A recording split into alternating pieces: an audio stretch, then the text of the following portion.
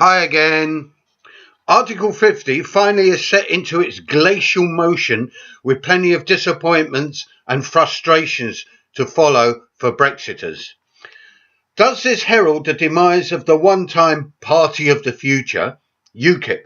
Douglas Carswell, their sole representative in Parliament, has resigned the self-flagellating role of UKIP whip, deciding Brexit is job done, becoming an independent, probably rejoining Theresa May's Tories at a later date.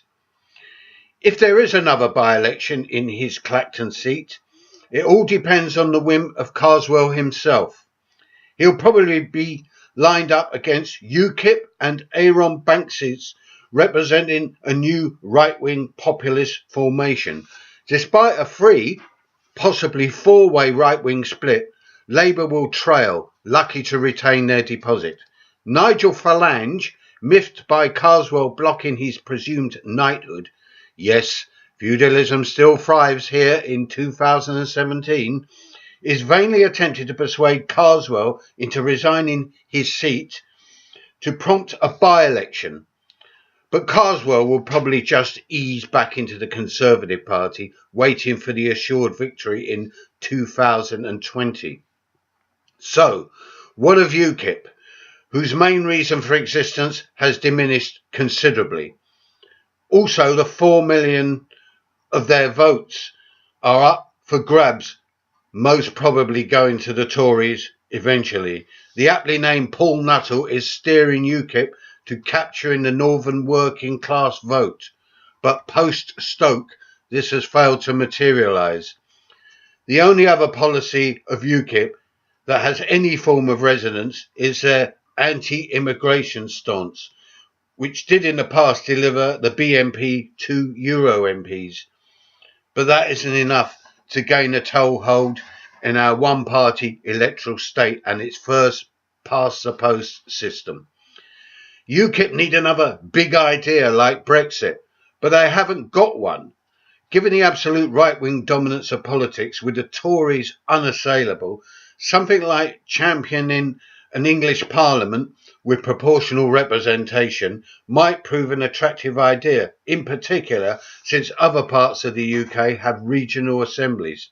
However, it's too abstract and boring for the great British public. So it looks like UKIP will bitterly fragment. Aaron Banks forming a more racist version, and some of the UKIP flotsam will drift into the morass of ultranationalism and alt-right neo-fascism. The majority will just slink back where they belong, into the Tories. There's no real opposition to the crumbling system here, as almost everything not leaning to the right has been foolishly invested into the no-hoper Corbyn and the bitterly divided Labour Party. Nicola Sturgeon of the SNP has estimated that Labour haven't got the remotest chance of power until 2030. But like UKIP, will they even exist by 2030? By this time, Scotland would have long departed the UK, Northern Ireland probably reunited with the Republic, and even Wales could have gone. Certainly the Tories will be highly factionalised themselves. However, there is no political force that can unseat our elective one-party state. Such is the lamentable condition of bourgeois politics in the disunited kingdom, where, a few days ago, tens of thousands of Remoaners took to the streets in an imitation of the left with a futile slog through the almost deserted streets of Whitehall.